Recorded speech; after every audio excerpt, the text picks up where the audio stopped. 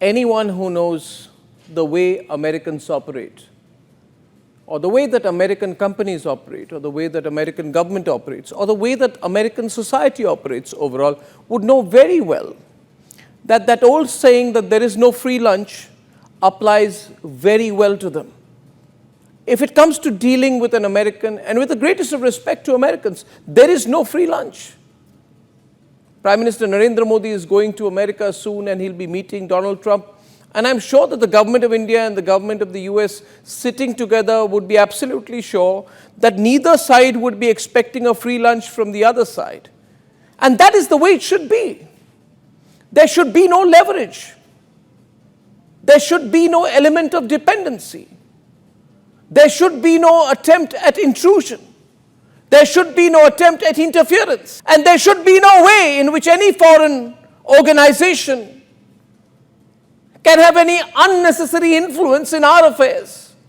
And that is why I find it very disconcerting when there have been so many reports of late that USAID, an organization called USAID, with clear links to American deep state intelligence agencies, maybe CIA, State Department, their foreign policy interests, that USAID has already penetrated India through some Indian organizations, Indian outfits, some Indian journalists, mind you, have been very, very welcoming of USAID. And USAID, which is the same organization that carried out the regime change operation in Bangladesh. Yes, ladies and gentlemen, many months back when I was saying and screaming from the rooftops, put out videos saying, it is the deep state, it is the deep state, it is the deep state that has carried out the regime change operation in Bangladesh. They have acted. They have bought over people. They have infiltrated Bangladeshi society. They have destroyed its business. They have destroyed its sovereignty. They've carried out a military coup in the name of a fake students' protest just because Sheikh Hasina denied a base to them in St. Martin Island, a military base. She denied it. They took it over. But do you know how the Americans took it over? The Americans took it over using USAID. Ladies and gentlemen, there's a video doing the rounds of the person who's now going to take over a critical position, a person called Mike in Donald Trump's team, Mike Benz, who has revealed entirely, Mike Benz tells you how the Americans used USAID to take over Bangladesh using agents in their social system.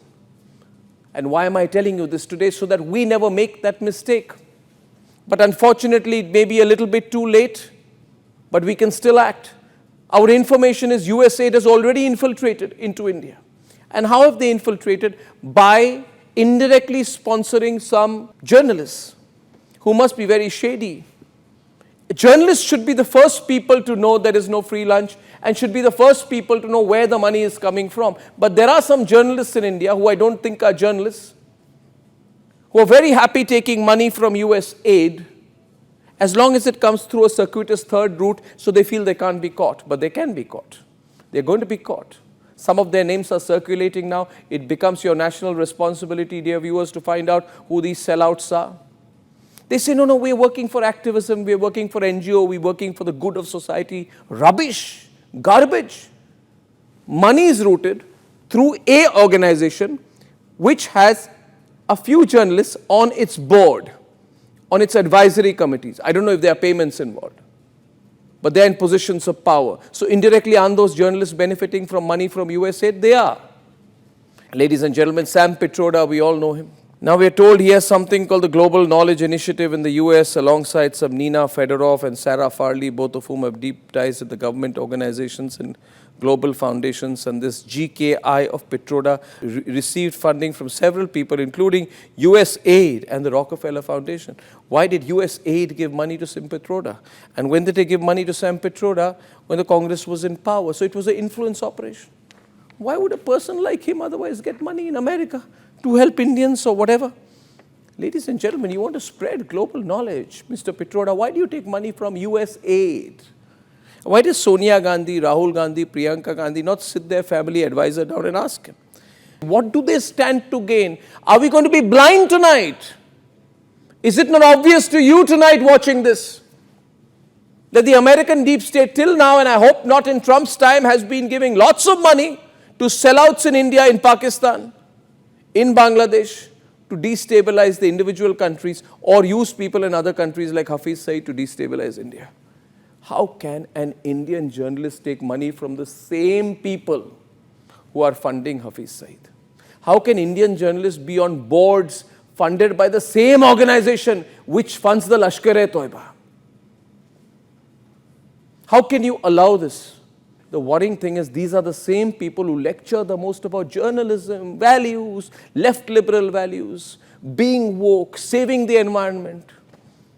Ladies and gentlemen, you know the word I have for such people is they are sellouts. Sellouts, ladies and gentlemen, with a capital S.